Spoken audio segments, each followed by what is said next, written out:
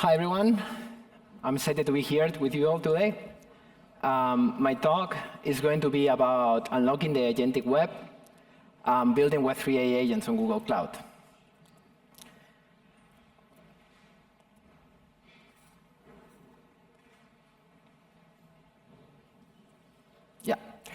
My name is Montero, and I am a customer engineer at Google Cloud. I work with startups and scale-ups in EMEA to build cloud-native solutions. I focus on Web3, AI, and security. My talk will start with an introduction to the agentic web, and then it will be followed by the building blocks to build an architecture, talking about our open frameworks and services for AI and Web3. The last part will be a reference solution architecture for DeFi using all of this tooling. The agentic web. So what is this? First, let's start with an evolution of the web. We saw that the Web 1 started as a read-only format where there was only content, was one way, and like paper. Web 2 added the right features to it, and that was the advent of social networking. The data and the systems in Web 2 are centralized. Web 3 adds this ownership feature and layer to it, where dApps are built on P2P, content is owned by creators, and the data is decentralized. Now, the agentic web expands on this with an execution layer on top. With it, you get decentralized intelligence, verifiable on-chain, and effortless and autonomous. So it helps with the UX and makes Web3 features autonomous. What is an AI agent? Let's start with a definition. An AI agent is an application that tries to achieve a goal by observing the world and acting upon it using the tools that it has at its disposal. What is key here is that AI agents use LLMs, generative AI models, one or many, to achieve this goal, and they are aware of a context. So how have AI agents evolved? With the advent of generative AI, we saw chatbot applications that had an LLM and a prompt. This was very basic in a way, and soon people realized there were problems with, those models have hallucinations. And also, what happens if I want to have my own data on these pre-trained models of if I want to have external data sources? That's when it came RAG, Retrieval Augmented Generation, which is a method for expanding LLMs with external data so you can ask the models questions about them. And with it, you don't have to fine-tune the model, which is typically quite costly in terms of infrastructure. So you can have a pre-trained model and use external data into it. Now, after that, those agentic systems were expanded with tools, APIs, that are accessible by the LLMs. So you have now a much more complex agentic system. What we're seeing now is that this tooling has started to come into thinking models where there is reasoning loops in these applications. And this has been the advent of multi-agent systems. Systems that you have multiple agents collaborating, models that call other models. Some models are text-based, some others are multimodal, image-based, audio-based. And these systems, up until now, or up until recently, have been within a network, within a company, operated by the same personas in a way, or developers.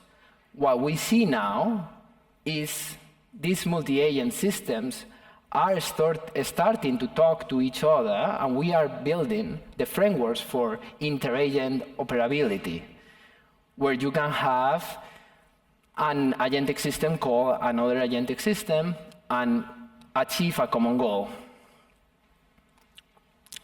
So, how are AI agents architected logically? So there are three things here. There is a runtime that has an orchestration layer. That's the agent brain. In here also there is memory, short-term, long-term memory. They remember what you ask them. There is a definition for the agents. What are the goals, instructions, the tool, the system prompt? What this agent is in charge of doing? Models. AI agents can have one or multiple models, which can operate in different realms: image, text, audio. Also, tooling, functions, APIs, databases. A lot of these tools are now MCP servers, so you can have an agent talk to another system with the MCP server from Anthropic, which is a protocol I will be talking about later. And ultimately, remote agents that can be available via MCP or through all your agentic framework. The end user only talks to the agent with prompts and gets a response. These prompts can be text-based, it can be voice commands, it can be audio, video, it can be multimodal. So what are the use cases of AI agents for Web3?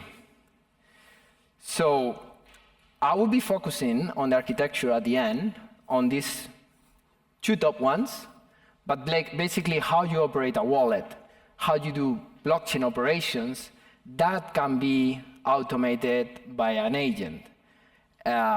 Submitting transactions, analyzing data, managing the wallet itself. That also helps a lot with user experience, because you can use prompts to talk to these agents, and you might not need to have an online or cold or offline wallet. When it comes to the interesting is also for DeFi. You can have things like automated trading, smart staking, analyze market news.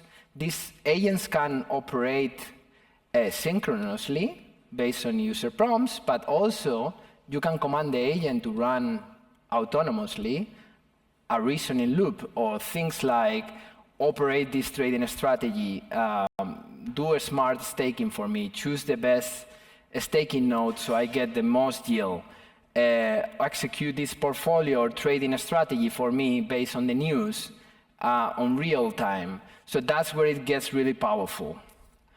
Also, we have other uses like in DAOs, governance, treasuries, autonomous decisions, and gaming, and more. Okay, so talking about Google, our AI services, which are available in our tool and also are open, and we provide third-party solutions as well there. So at Google, we have multiple AI services in different layers, and we provide flexibility at each of them. We have first-party infrastructure and services and models, but we also support third-party infrastructure, models, and services. Also, we have our own protocols and frameworks, but we support third-party ones. So Gemini, which is here, is an agentic system that is available via an app and also via the web, but it's also a family of large language models. And when it comes to the agents, Vertex is our platform for AI and ML, where you can use in GCP. And ADK, Agent Development Kit, is a framework which is open source and supports our own first-party models, but also third-party models. You can use it in Google Cloud, or you can use it anywhere. Also, we have GenKit, which is another agent development framework. And third-party frameworks, we support LangChain and others. When it comes to protocols, we are leading a new protocol standard called Agent-to-Agent Protocol, A2A, that has more than 50 partners already involved. And this allows for inter-agent communication. So it spans on Anthropic Model Context Protocol. MCP, an analogy of it, is like a USB interface. It allows you to connect things to an agentic system, while A2A allows the collaboration between them. Agent Space, which is the last one here, is an enterprise solution that uses agents. And you can register your agents to use it. This is how it all works in an architecture. Main thing here, Agent Engine does a runtime. Is how you can run agents on Google Cloud. It's totally serverless. It's built on top of Cloud Run that you might know if you use GCP. And it provides all those things for you. Then in it, you can use our first-party ADK or third-party agent frameworks if you want. We support agent-to-agent protocol for inter-agent communication, tooling like MCP, other tooling as well, our first-party models, Gemini, or third-party models as well. And we have features for it, observability, evaluation, and you can register them in Agent Space if you want to make your agent available for an enterprise. OK, so talking about Web3, we do also have Web3 services, and I will be focusing just on 2 of them, which I think are the relevant ones for the architecture. Starting with RPC. Blockchain RPC is our RPC service. It's multi-tenant, and you can use that to read and write blockchain data on Ethereum using the standard API. We support Ethereum mainnet, Holosky, and yeah, you can use it in Google Cloud. It's managed for you. Also, we have blockchain analytics, which is index blockchain data that we have for 25 chains. Of those 25 chains, 8 of them are indexed by us. So that means we run the indexing pipeline, and we promise SLAs and SLOs, service layer agreements and objectives, for those 8 chains. If you want to use this data, you can use through SQL interface or via PubSub. Now, this is going to be the last slide, which is all of those concepts together. So this is something I implemented as a solution architecture. I designed for a DeFi use case that uses all these building blocks. In here, the user can do things like send ETH, check the balance, what is the price of ETH, stake it, tell me the crypto transaction volumes of last week, but also more smart operations that the agent can run autonomously for your DeFi portfolio. So all of this is hosted in GCP in this case, and you have a root agent and 2 sub-agents. The root agent is the crypto-based agent, the sub-agents is a wallet agent, and a trading and staking agent. KMS, Google KMS, is used to store the keys. And then we have RPC nodes for Ethereum, and also index data for Ethereum, and others if we want to. Model Armor provides generative AI guardrails. So every prompt and response that your agent system gives the user in or out is inspected and sanitized by Model Armor. So then you can prevent jailbreak attempts, which are always on the news, and anything that is a content safety issue, you can also tell it not to speak about competitors and things like this. So the way this works, for example, user says something like this in text. It could be also audio. And for example, send Ethereum, so it will end up going to the RPC node. And for that, you will sign the transaction here, sign TX, send TX, and it will go there. This is an example of things. Also, you can also have things like buy assets, get the news, get chain data. That could go to external MCP servers or agents. So this is showing ADK Agent Development Kit, that's the icon, but also we support, it's also other frameworks are supported. And this is why the importance of the A2A protocol. We need to standardize how agentic systems can talk to each other in the internet or in Web3. And yeah, I think it's very powerful. It can help with UX, it can help make Web3 widely adopted, and it can bring automation and a lot of really, really cool features to Web3. And with that, I think I'm on time. I have 3 minutes more. Here, if you want, we have the startup program that you can follow if you want credits to build these agentic systems on Google Cloud. And happy to connect, of course. And with that, I have time for questions. So any questions from the audience?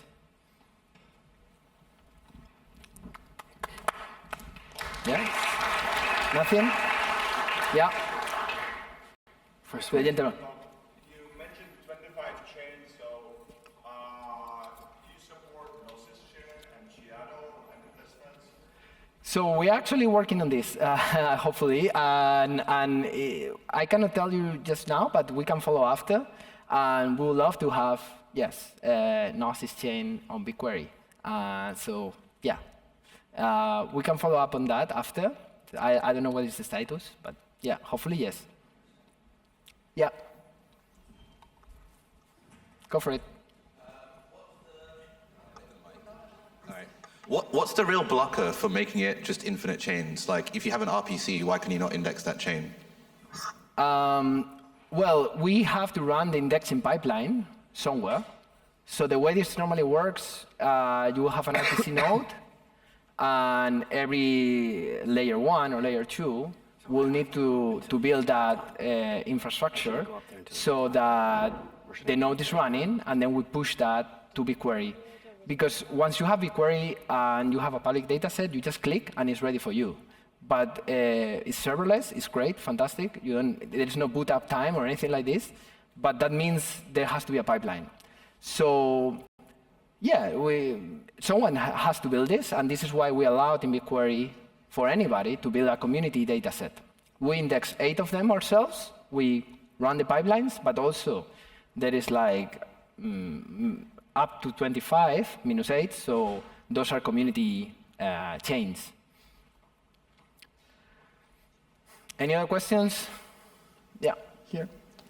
In the last slide, I see that you showed that the user talks to an agent, and the agent talks to 2 more agents. Yeah. Why don't you, for example, in the first agent, use an LLM that would categorize for example, the user input and then talk to the other agents? Because that would be faster, right? Yeah, definitely. This is the way I build it. So you have, it's composable, and you can use, if you want, the wallet agent for something else. But definitely, you can build all this in one single agent. But it's kind of the paradigm of microservices and monolith architectures. So it's normally better, and we see this, to build agentic systems that have sub-agents that have differentiated tasks. And the way I envisaged this, it was like, okay, how about an agent that does all the wallet operations, while other does all the smart, forward-looking, crawling, news servers, and things like that to build DeFi strategies. So that's how I envisage it, but yeah, you can do it as you want. Thanks. Any other questions? I think we are running out of time already. Okay? Well, thank you so much.